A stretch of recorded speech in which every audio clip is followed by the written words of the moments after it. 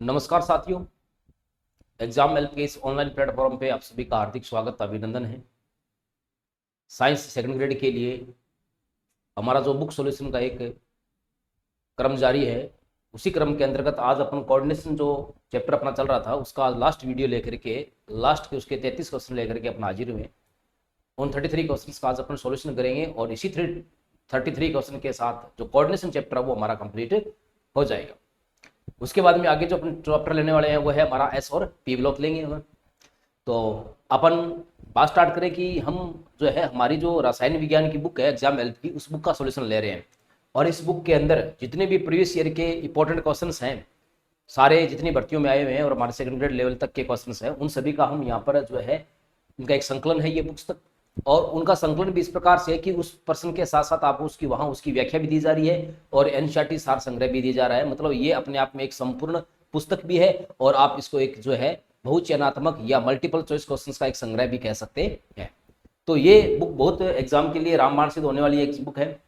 ठीक है, इसको आप भी अगर प्राप्त करना चाहते हैं तो आप हमारे कोचिंग के टेलीग्राम चैनल से इसका पैटर्न प्राप्त कर, या फिर ये जो है इस स्कैनर पे आप पेमेंट करके और दिए गए जो नंबर है नीचे जो स्क्रीन पे जो नंबर चल रहे हैं, इन नंबर्स पे आप अपना जो है व्हाट्सअप कर सकते हैं स्क्रीनशॉट, उसके साथ अपने एड्रेस स्क्रीनशॉट के साथ में अपना एड्रेस भी व्हाट्सअप करें और हम आपको बुक जो है बाय पोस्ट यहाँ से भेज देंगे। क्योंकि ये बुक जो है ऑफलाइन रूप से किसी भी बुक स्टोर पे उपलब्ध नहीं है, ये आपको सिर्फ यहाँ से हमारे से ही आपको बाय पोस्ट मंगवानी पड़ेगी।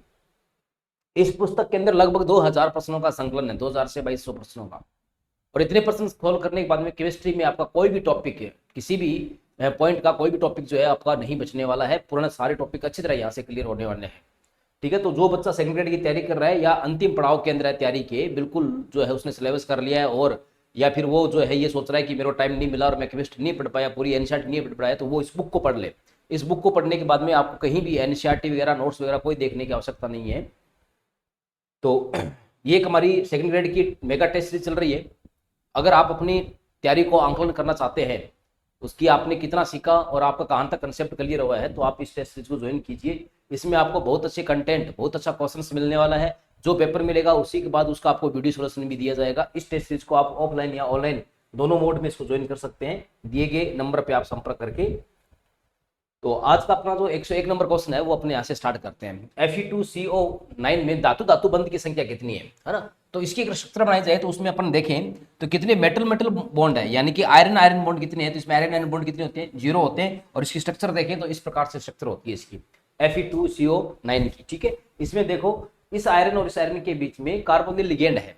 ठीक है, सीधा आयरन आयरन से डायरेक्ट जो है अटैच नहीं है। तो इसमें जो है आपसे पूछ ले कि मेटल मेटल बॉन्ड कितना है तो वो 0 होता है। और आपसे पूछ ले कि मेटल कार्बोनिल मेटल बॉन्ड कितना है तो 1 1 2 3 बॉन्ड इसमें जो है मेटल कार्बोनिल मेटल बॉन्ड है। ठीक है, ये क्वेश्चन जो है ये आपका लेक्चरर कॉलेज लेक्चरर 2021 में आया हुआ है। 2020 में जो भर्ती हुई थी उसकी है, पेपर 2021 में हुआ था इसका, तो इसको मैंने इसके लिए 2021 लिखा है, लेकिन ये भर्ती वैसे 2020 की है।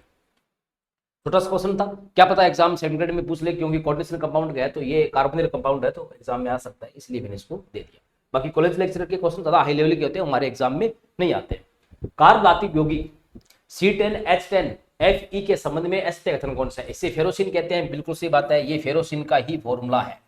ठीक है, रासायनिक नाम इसका बिस है ना, नेटाफाइप साइक्लोपेंटा डाइइनाइल होता है, ये भी बिल्कुल सही नाम है। ये भी कॉलेज लेक्चर का 2020 का प्रश्न है। Fe की ऑक्सीजन अवस्था इसमें +3 होती है, नहीं फेरोसिन के अंदर जो आयरन होता है वो +2 ऑक्सीजन अवस्था के अंदर होता है। ठीक है, और संरचना सैंडविच समान होती है, ये बात तो बिल्कुल हमें पता है कि इसकी संरचना क्या होती है, सैंडविच के समान होती है। अब हमें यहाँ से एग्जाम में ध्यान रखने वाली बात कौन सी है? एक तो ये फेरोसिन का फॉर्मूला ये भी हो सकता है। ठीक है, रासायनिक नाम में ध्यान रखने वाली बात है, आयरन की ऑक्सीजन अवस्था कितनी होती है, +2 होती है। ये तीनों बातें एग्जाम में रिपीट करके वापस पूछ सकता है कि इसका जो है रासायनिक नाम क्या होता है, इसका सामान्य फॉर्मूला कैसे लिख सकते हैं, और इसमें आयरन जो है वो कौन सी ऑक्सीजन अवस्था के अंदर होता है, वो +2 के अंदर होता है। तो ये तीनों बातें आपको यहाँ से ध्यान रखनी है। तो संबंध में पूछा क्या है इसमें, एस्टे कथन कौन सा है, तो एस्टे कथन कौन सा हो गया कि ये आयरन जो है +3 में नया करके +2 के अंदर होता है, तो आंसर नंबर कितना हो गया इसका, 3 नंबर आंसर हो जाएगा। ठीक है, ये भी कॉलेज लेक्चरर 2020 वाले एग्जाम में पूछा गया है, तो अपने को बस इसका कंसेप्ट ध्यान रखना है, इतना सा बस।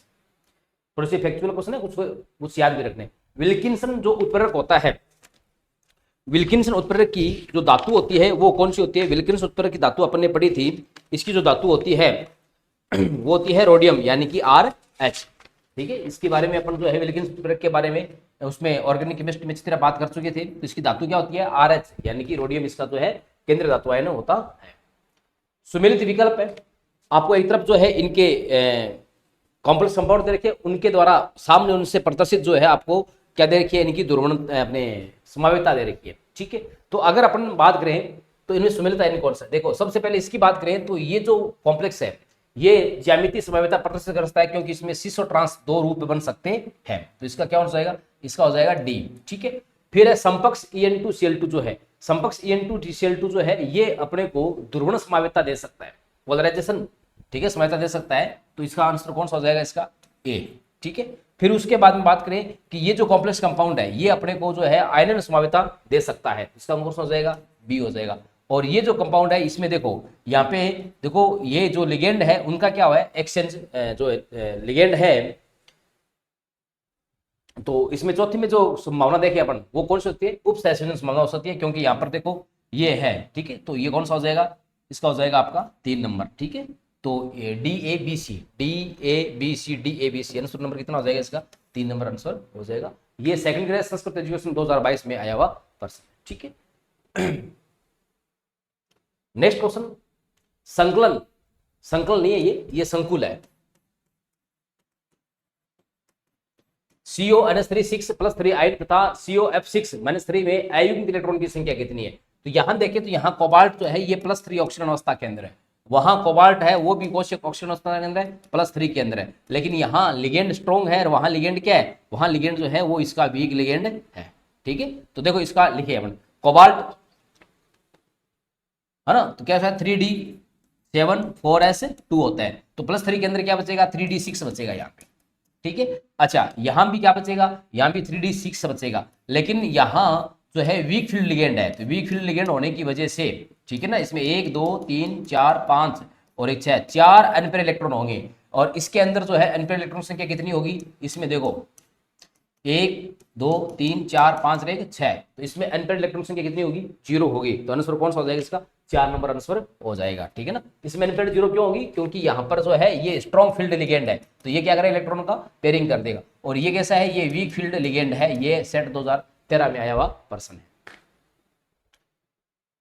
नेक्स्ट क्वेश्चन, SeF3+ की आकृति और केंद्रीय परमाणु की संकरण अवस्था क्या है ना, तो Se सेलेनियम ऑक्सीजन परिवार का सदस्य है, तो इसकी अगर अपन देखें संकरण गैस आएगा तो ऑक्सीजन परिवार का है, तो सीधी सी बात है इसके संयोजकता कोष में 6 इलेक्ट्रॉन होते हैं, 6 में से 3 तो क्या कर लेंगे, सिग्मा बॉन्ड बना लेंगे। ठीक है, पीछे कितने बच गए, अब देखो प्लस का 1 है तो 6 में से 1 तो चला गया, पीछे 5 बच गए, 5 में से 3 सिग्मा बॉन्ड बना ली, पीछे 2 बच गए, यानी कि 1 लोन पेयर हो गया, 1 लोन पेयर हो गया, टोटल कितने हो गए 4, और 4 के लिए कौन सा आएगा, sp3। अब अगर ये लोन पेयर नहीं होता और फिर sp3 होता तो ये चतुष्फलकीय होता, लेकिन लोन पेयर होने की वजह से इसकी आकृति क्या हो जाएगी, विकृत हो जाएगी, तो इसका संकरण sp3 है और त्रिकोणीय पिरामिडी ये हो जाएगा। ठीक है ना, इस टाइप से ये सेलेनियम, ये फ्लोरीन, एक फ्लोरीन इससे पीछे रहेगा, एक फ्लोरीन इसके से रहेगा। ठीक है, तो ये त्रिकोणीय पिरामिडी ये हो जाएगा, और एक यहाँ पर इसके क्या रहेगा, लोन पेयर रहेगा। केमिकल बॉन्डिंग का प्रश्न था, यहाँ आ गया। Mn2CO10 में मैग्नीज का En यानी इफेक्टिव एटॉमिक नंबर कितना है। ठीक है, तो अगर इफेक्टिव एटॉमिक नंबर निकालना है तो हम क्या करते हैं, हम निकालते हैं सबसे पहले Z लिखते, Z के बाद में उसी ऑक्सीजन स्टेट वो लिखते हैं, प्लस 2 इंटू जो लिगेंड है, ठीक है वो, और प्लस धातु बंद इलेक्ट्रॉन लिखते हैं हम, धातु बंद इलेक्ट्रॉन उसमें कितने हैं। ठीक है, अब अगर बात करें यहाँ पे मैग्नीज 2 है, तो एक मैग्नीज का परमाणु क्रमांक कितना होता है, 25 होता है, माइनस ऑक्सीडेशन स्टेट यहाँ पे मैग्नीज की कितनी होगी, 0 होगी। ठीक है, क्योंकि कार्बोनिल कंपाउंड है। ठीक है, 2 इंटू एल का मान यहाँ पे कितना हो जाएगा, 10 हो जाएगा, प्लस है मैग्नीज है ना, धातु बंद, देखो यहाँ पे 2 मैग्नीज है, धातु बंद कितने हो जाएंगे, 2 इलेक्ट्रॉन इसके हो जाएंगे, तो ये कितना हो जाएगा, ये हो जाएगा 50 माइनस 0 यानी कि प्लस है 2 गुणा 20 प्लस 2, ये कितना आ जाएगा 72 आ जाएगा। ये 2 मैग्नीज के लिए है। ठीक है, तो एक मैग्नीज का पूछा है, तो एक मैग्नीज के लिए क्या करेंगे, 72 का क्या कर देंगे, हाफ कर देंगे, यानी कि 36 आंसर आ जाएगा। आंसर नंबर कितना हो जाएगा इसका, 2 नंबर आंसर हो जाएगा।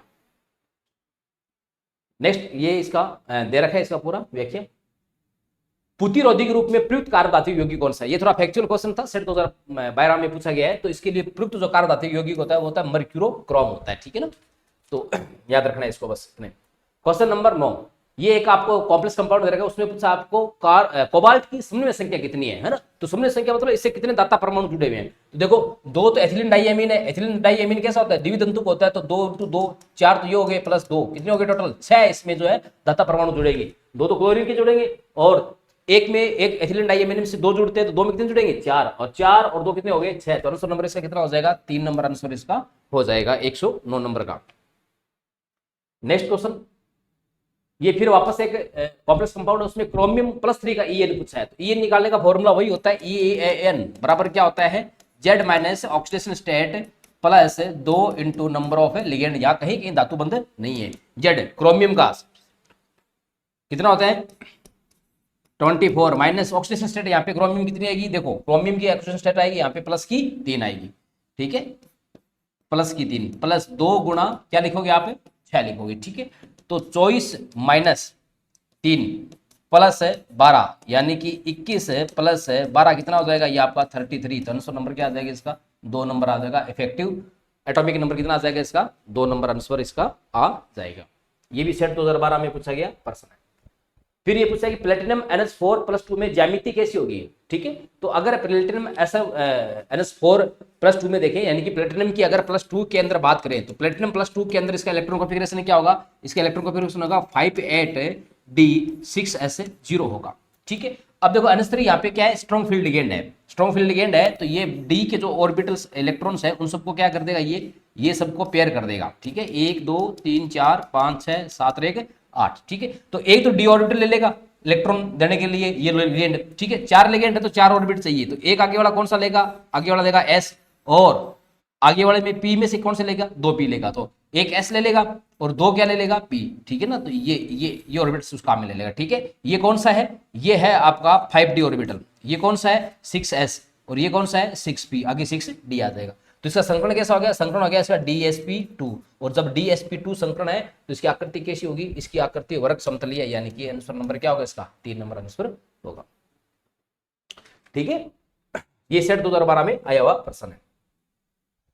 नेक्स्ट क्वेश्चन की बात करें, ये फिर 2 कॉम्प्लेक्स कंपाउंड दे रखे हैं, ये पूछा है कि आपस में कैसे समावेत है इसमें। तो देखो इसमें जो है ना, ये दोनों जो है अगर सामान्य परिसर को छोड़े तो दोनों जो है आयन देने में असमानता प्रदर्शित कर रहे हैं। ये जब आप इसको जल में घुलीभूत करोगे या तोड़ोगे तो ये ब्रोमाइड आयन देगा, ये सल्फेट आयन देगा, तो ऐसी समावेता क्या कहलाती है, आयनन समावेता कहलाती है। ये सेकंड ग्रेड 2013 में आया हुआ एक छोटा सा क्वेश्चन था। नेक्स्ट क्वेश्चन की बात करें, K2ZnOH4 का IUPAC नाम क्या है ना। तो ये तो IUPAC नाम है इसका, अगर देखें है ना, तो 4 एक्वा पोटेशियम टेट्रा हाइड्रो, ठीक है हाइड्रो, चलो ठीक है हाइड्रो के रूप में सारे नाम, हाँ सही है, ठीक है। OH सॉरी हाँ H2O नहीं है, H2 होता तो एक्वा होता, OH होता हाइड्रो, तो potassium tetra hydro hydroxo zincate, क्योंकि ये आएगा जिंक +2 के अंदर, ठीक है। तो आंसर क्या हो जाएगा 4 नंबर आंसर इसका हो जाएगा, ठीक है। Potassium tetra hydroxo zincate, potassium zinc second tetroxide ये तो गलत हो गया, डाई पोटेशियम ये भी गलत हो गया, पोटेशियम जिंक हाइड्रोक्साइड ये भी गलत हो गया, तो आंसर कौन सा हो गया इसका 4 नंबर आंसर हो जाएगा, सिंपल सा क्वेश्चन है। फिर ये आपको कॉम्प्लेक्स कंपाउंड देगा, इसका IUPAC नाम पूछा आपसे भी, इसका IUPAC नाम क्या है, ठीक है।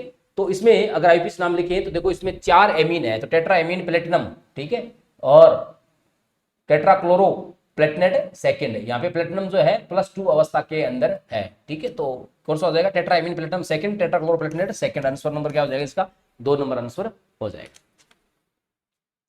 नेक्स्ट क्वेश्चन की बात करें, question number 115, tris ethane 1,2 diamine cobalt 3rd sulphate है, ठीक है ना। तो मतलब एथेन 1,2 डाइएमीन कितने हैं 3 है, 3 ये रहे, ठीक है। कोबाल्ट 3rd, कोबाल्ट किस फॉर्म में, कोबाल्ट 3rd अवस्था के अंदर है, और कोबाल्ट 3rd अवस्था के अंदर किस में आएगा, अच्छा ये पूरा नहीं लिखा हुआ है इसमें, इसमें गलत लिख रखा है, ये जो इसकी PPT बनाई है उसमें गड़बड़ कर रखी है उन्होंने,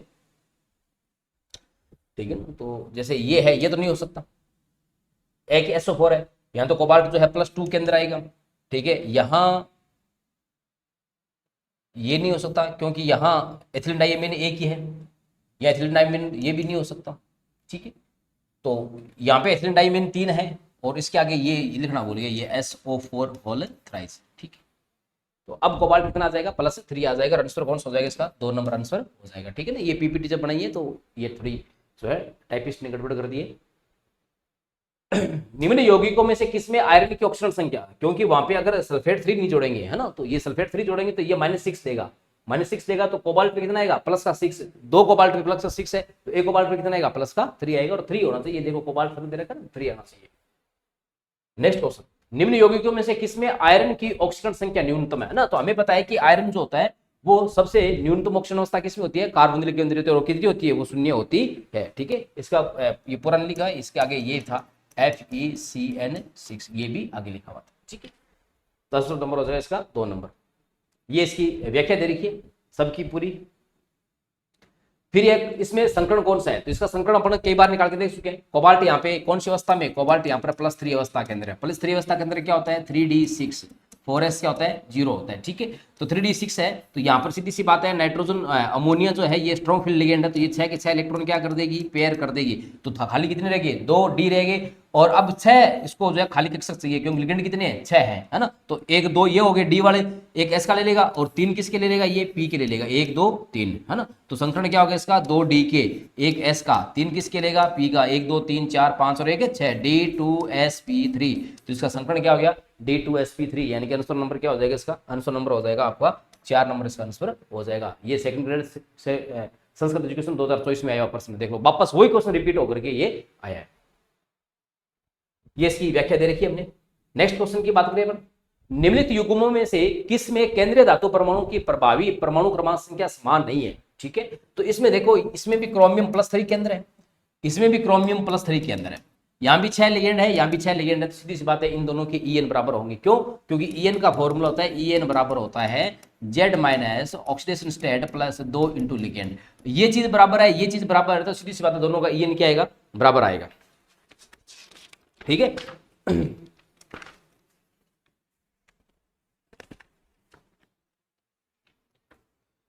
आगे दूसरा ऑप्शन देखें, FeCN6-3, यहाँ पे Fe किस फॉर्म में है, Fe+3 के अंदर है ये। ठीक है, और यहां भी Fe किस फॉर्म में, Fe+3 के अंदर है। ठीक है, यहां भी 6 है और यहां भी 6 है। ठीक है, तो सीधी सी बात है, अगर ऑक्सीडेशन स्टेट सेम है और ये चीज सेम है तो यहाँ का EN भी क्या होगा, सेम होगा, इसी के अंदर भी EN भी क्या आएगा, सेम आएगा। ठीक है, अब देखो यहाँ पे निकल Na के फॉर्म में, क्योंकि ऑक्सीडेशन स्टेट 0 होगी, यहाँ पे निकल जो है निकल +2 के फॉर्म में है। ठीक है, +2 के फॉर्म में है, इसलिए अब इन दोनों का EN समान नहीं आएगा, क्योंकि इनकी ऑक्सीकरण अवस्था में डिफरेंस आ चुका है, और ऑक्सीकरण अवस्था में डिफरेंस आ गया, एक के लिए 0 और एक के लिए +2 है, तो इसका जितना इफेक्टिव एटॉमिक नंबर आएगा उससे 2 ये क्या आएगा, कम आएगा, इसलिए इसके अंदर EN समान है नहीं है। ठीक है, फिर इसके अंदर देखो Fe+3, ये भी Fe+3 के अंदर 6 लिगेंड है, 6 लिगेंड है, तो इसकी EN भी क्या आएगी, समान आएगी। तो ऐसे क्वेश्चंस अगर ज्यादा हम एक ही EN निकाल के देखेंगे तो हमारे लिए तो बहुत बड़ा ये जो है पहाड़ हो जाएगा। ठीक है, तो हमने इसको क्या किया, डायरेक्ट इस कंसेप्ट इसको सोल्व कर दिया। तो ये भी प्रश्न देखो सेकंड ग्रेड संस्कृत एजुकेशन 2024 में आया हुआ प्रश्न है, तो आंसर कौन सा हो जाएगा इसका, 3 नंबर आंसर हो जाएगा। ये इसकी व्याख्या मैंने इसकी पूरी दे रखी है, किस किस के EN बराबर होंगे, किसके बराबर नहीं होंगे। ठीक है, नेक्स्ट क्वेश्चन, प्रति कैंसर दवा सिस प्लेटिनम में जो प्रयुक्त लिगेंड है, सिस प्लेटिनम में कौन कौन से लिगेंड जो है वो प्रयुक्त होते हैं, वो होता है एक तो अमोनिया और एक क्लोरीन लिगेंड प्रयुक्त होता है, ये Cl है। ठीक है, तो आंसर नंबर इसका क्या हो जाएगा, 1 नंबर हो जाएगा। सिस प्लेटिनेट जो है इसमें अमोनिया और क्लोरीन क्या होते हैं, प्रयुक्त होते हैं।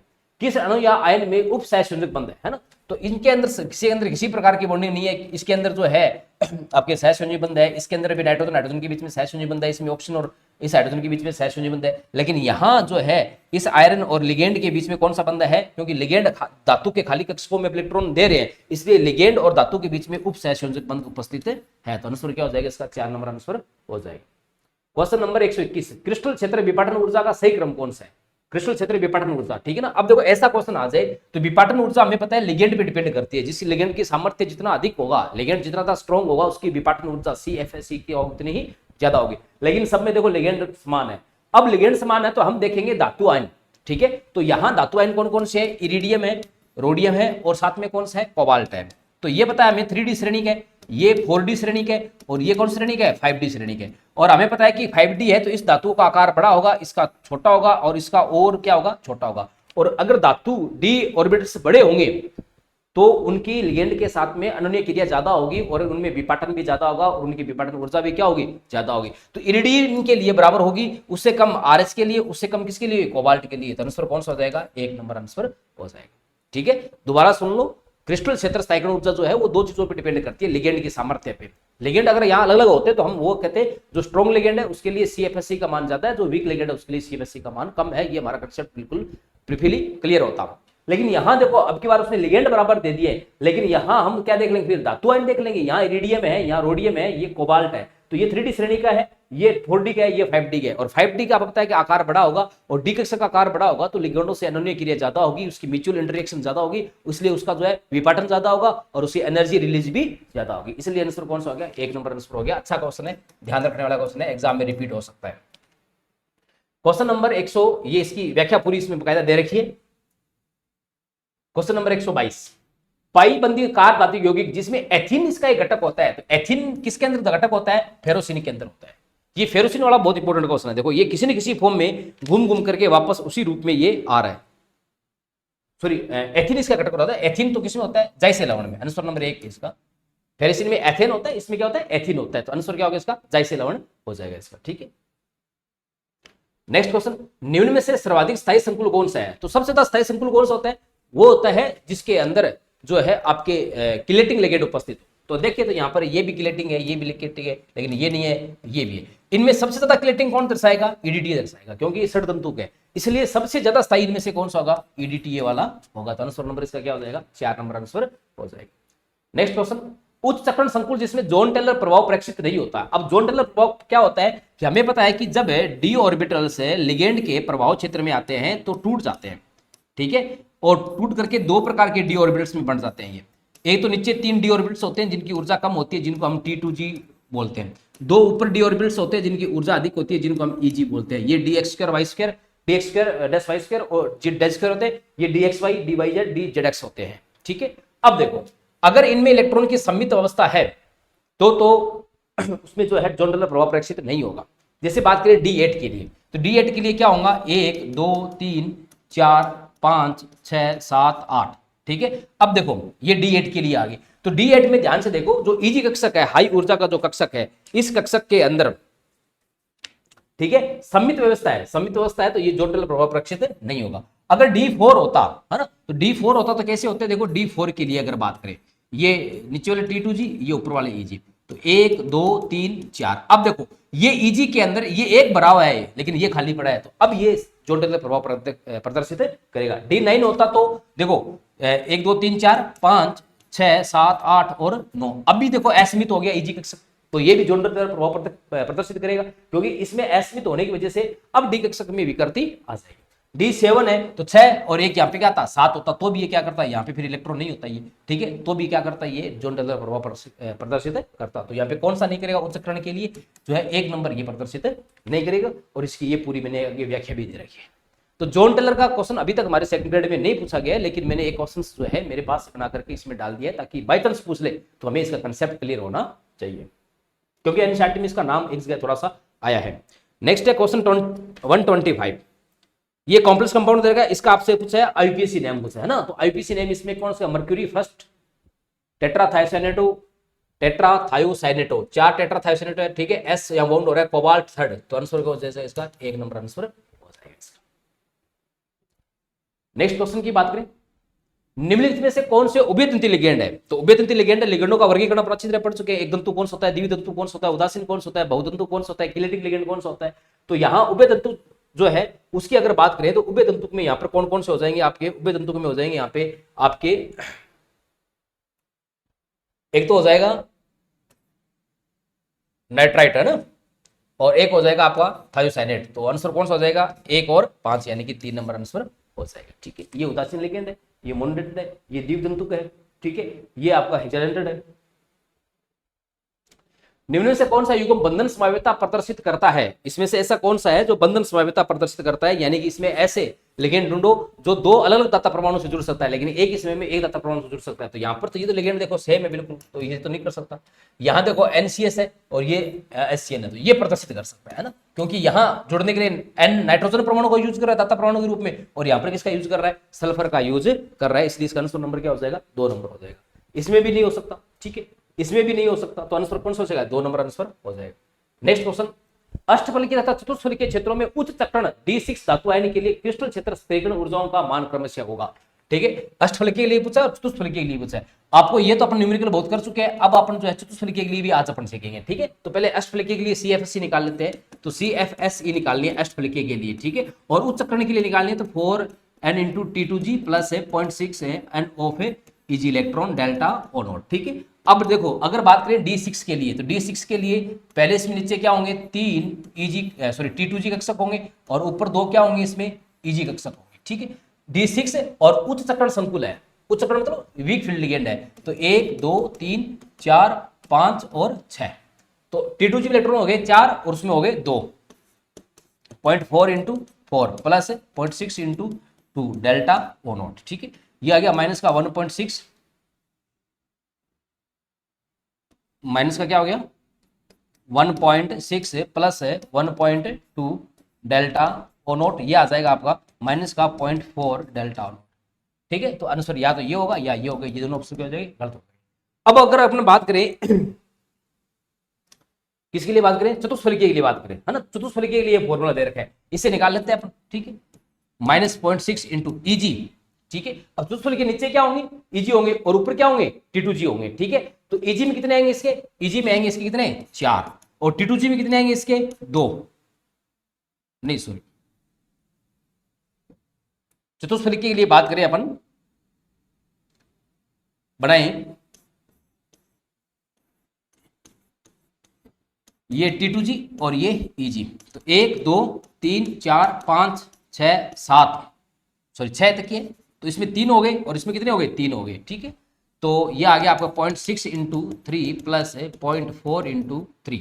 ठीक है, तो ये कितना आ जाएगा, ये आ जाएगा माइनस का 1.8 प्लस 1.2, तो ये आ जाएगा माइनस का 0.6 डेल्टा टी आ जाएगा। ठीक है, तो इसका आंसर कौन सा हो जाएगा, देखो इसका आंसर हो जाएगा 4 नंबर आंसर। ठीक है, तो ये ऑक्टाहेड्रल के लिए अपने बहुत सारे ऐसे फॉर्मूले से कर लिया था और टेट्राहेड्रल के लिए ये फॉर्मूला आपको बस मेरे को बताना था, इसलिए इस क्वेश्चन को मैंने इसके साथ अटैच कर दिया। ये डेल्टा टी इस टाइप से नहीं लिखा हुआ, ये इस टाइप से लिखा हुआ है। ठीक है, मतलब टेट्राहेड्रल के लिए क्या ये CFC का सूत्र है। नेक्स्ट क्वेश्चन, संकुल दे रखा आपको CrNH3 6Cl3 के संबंध में निम्न तत्वों में से कौन सा कथन गलत है। संकुल का D2sp3 संकरण है और इसका अष्टफल क्या आकार है, तो 6 है तो अष्टफल क्या आकार तो इसका होगा। ठीक है, अच्छा CrNH3, तो यहाँ पे क्रोमियम किस फॉर्म में, क्रोमियम +3 अवस्था के अंदर है और क्रोमियम +3 अवस्था के अंदर है तो सीधी सी बात है 3D6 4S0 है। ठीक है, लिगेंड स्ट्रॉन्ग लिगेंड है तो सीधी सी बात है अंदर वाले डी के साथ भाग लेंगे। ठीक है, तो D6 से तो 2 डी खाली हो जाएंगे, एक S का खाली हो जाएगा और 3 किसके खाली हो जाएंगे, P के खाली हो जाएंगे, तो D2sp3 संकरण है और इसका अष्टफल के आकार है, बिल्कुल सही बात है ये। ठीक है, क्योंकि इसका अपन निकाल कर भी दे सकते हैं, है ना। डी में देखो 6 इलेक्ट्रॉन है, स्ट्रॉन्ग लिगेंड है तो 6 के 6 इलेक्ट्रॉन क्या रहेंगे, पेयरिंग अवस्था में रहेंगे, 1 2 3 4 5 6, 2 डी खाली हो गए, एक इसको S खाली लेना पड़ेगा और 3 इसको P खाली लेने पड़ेंगे ताकि 6 लिगेंड अपने इलेक्ट्रॉन दे सके, तो एक S और 3 P, तो संकरण देखो कैसा हो गया D2sp3। ठीक है, और D2sp3 संकरण हो गया तो ये अष्टफल के आकार का है क्योंकि 6 है इसके अंदर। ठीक है, संकुल अनुचुंबकीय है। ठीक है, क्या पूछ रहा है, ये संकुल अनुचुंबकीय है, तो क्या ये संकुल अनुचुंबकीय है क्या, कौन सा कथन गलत है, संकुल अनुचुंबकीय तो इसमें नहीं कह सकते अपने, क्योंकि सारे इलेक्ट्रॉन इसमें क्या है, पेयर है, तो संकुल कैसा होना चाहिए, प्रतिचुंबकीय होना चाहिए, तो ये कथन क्या हो गया, गलत हो गया इसका। ठीक है, संकुल एक बाह्य कक्षक संकुल है, ये भी गलत हो गया, बाह्य कक्षक नहीं है, ये कैसा है, एक अंतःकक्षक संकुलन है, 2 गलत हो गए इसके बी और सी। संकुल सिल्वर नाइट्रेट के विलीन के साथ सलित अवक्षेप देगा, बिल्कुल सही बात है, क्योंकि बाहर क्लोरीन आयन पड़े हैं इसलिए ये क्या करेगा, ये जो है Ag3 के साथ में जो है रिएक्शन करके AgCl का सलित अवक्षेप बनाएगा, इसलिए इसका आंसर बी और सी दोनों आंसर इसके हो सकते हैं, ये अपने को ध्यान में रखना है ना। यहाँ ये संकुल अनुचुंबकीय नहीं, यहाँ पे ऐसा होना चाहिए संकुल प्रतिचुंबकीय है, तो अपना बात बिल्कुल क्या रहती, सही रहती। ठीक है, क्योंकि सारे इलेक्ट्रॉन यहाँ पर देखो क्या है, पेयर्ड है तो प्रतिचुंबकीय है, कोई भी अनपेयर इलेक्ट्रॉन नहीं है, इसलिए ये जो है अनुचुंबकीय यानी कि डायमैग्नेटिक पैरामैग्नेटिक नहीं है। नेक्स्ट क्वेश्चन, Mn6-4 तथा FeCl6-3 के लिए संकरण और चुंबकीय प्रवृत्ति कैसी है, तो यहाँ पे अगर बात करें तो Mn जो है ये +2 के अंदर है, तो ये हो गया 3d5। ठीक है, स्ट्रॉन्ग लिगेंड है, स्ट्रॉन्ग फील्ड लिगेंड है तो सारे क्या हो जाएंगे, पेयर हो जाएंगे, तो आंतरिक कक्षक संपूर्ण बनेगा।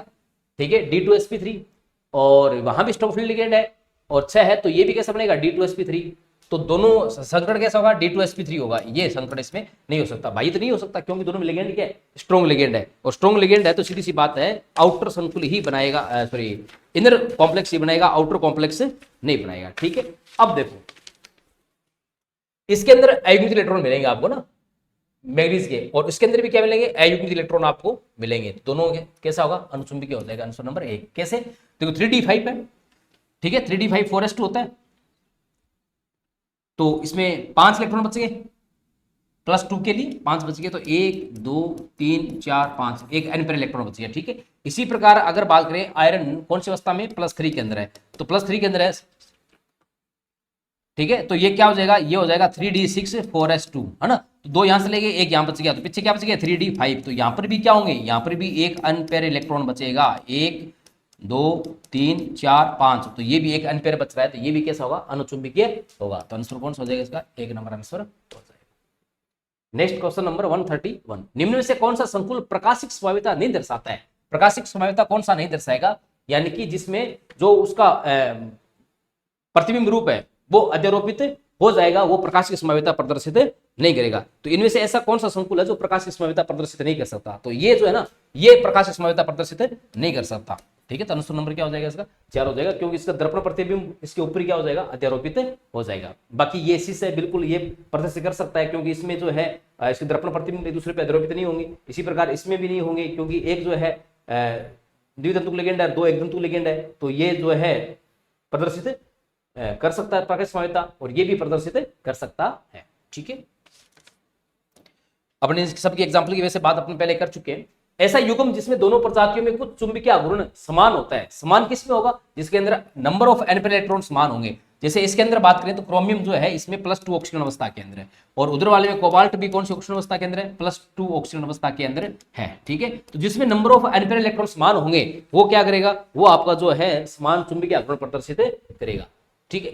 तो अब देखो यहाँ पे अगर बात करें तो इसके अंदर अनपेयर इलेक्ट्रॉन कितने होंगे, क्रोमियम +2 है, क्रोमियम +2 की बात करें तो 3d1 बचेगा यहाँ पे, सॉरी 3d5 होता है, 4s1 होता है, तो 3d4 बच जाएगा, यहाँ पे +2 है, ठीक है। अच्छा कोबाल्ट 3d6, तो इनमें कहीं जो है अयुग्मित इलेक्ट्रॉन की संख्या में क्या है, अंतर है, ठीक है। इसी प्रकार यहां बात करें क्रोमियम +2 या आयरन +2, ठीक है।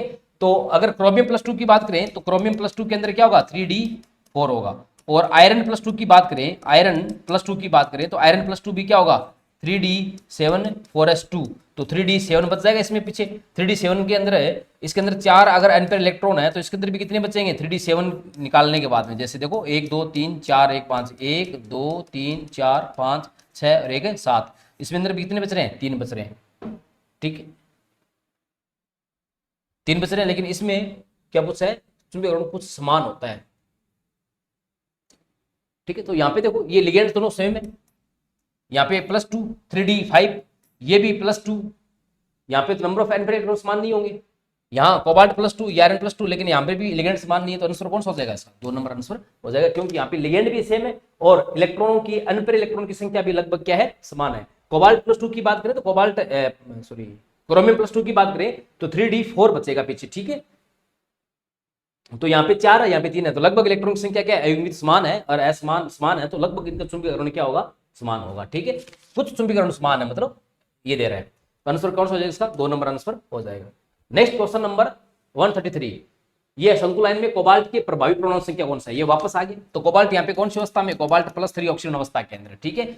तो En निकालें तो वही फॉर्मूला En = Z, कोबाल्ट के लिए कितना होता है 27 माइनस है प्लस है 3 प्लस है 2 × 6, ठीक है। तो 27 में से 3 गेर पीछे बचे 24 है, और 12 कितने हो जाएंगे 36, तो आंसर कौन सा हो जाएगा, 1 नंबर आंसर इसका हो जाएगा, ठीक है। तो ये अपना जो है आज के 33 क्वेश्चन यहाँ पे कंप्लीट होते हैं, और इसी के साथ अपना जो टॉपिक आज का है कोऑर्डिनेशन केमिस्ट्री वो कंप्लीट होता है। आप इनकी एक बार पुनः प्रैक्टिस करें, ऐसे जो क्वेश्चन होते हैं ना, ऐसे इस टाइप के क्वेश्चन होते हैं, ठीक है। जैसे ये क्वेश्चन तो अकॉर्डिंग टू ऑप्शन हो रहा था, ठीक है, इसमें अपने को क्या करना है, जैसे समान लिगेंड ही बताने, लगभग समान इलेक्ट्रॉन बताने हैं, तो जिनके इलेक्ट्रॉन का समान होंगे उनका चुंबकीय आघूर्ण समान होगा, क्योंकि चुंबकीय आघूर्ण का फॉर्मूला क्या होता है, म्यू बराबर होता है n × n+2, तो जहां पे n का मान लगभग समान होगा उनके लिए चुंबकीय आघूर्ण का मान क्या होगा, लगभग समान होगा, ठीक है। तो ऐसा क्वेश्चन आप ज्यादा ऑप्शन से ज्यादा करें और इनकी प्रैक्टिस भी बहुत अच्छी करें। अब अपना जो अगला टॉपिक जो रहने वाला है वो अपना टॉपिक अगला लेंगे अपन, वो लेंगे S और P ब्लॉक लेंगे अपन, ठीक है, क्योंकि इसमें भी बहुत इंपॉर्टेंट टॉपिक है ये, और यहाँ से भी क्वेश्चन एग्जाम में बहुत सारे पूछे जाते हैं। तो ये टॉपिक जो है ये आपका सेकंड ग्रेड और लैब असिस्टेंट दोनों के लिए टॉपिक कॉमन रहने वाला है। तो आप अपनी बुक जो है अपने खोल करके अपने पास लेकर के बैठे, सामने लेकर के बैठे, जब यहाँ सोल्यूशन करवाया जाए तो आप उसको जरूर अवश्य सोल्यूशन को देखें। Thank you. जय हिंद, जय भारत।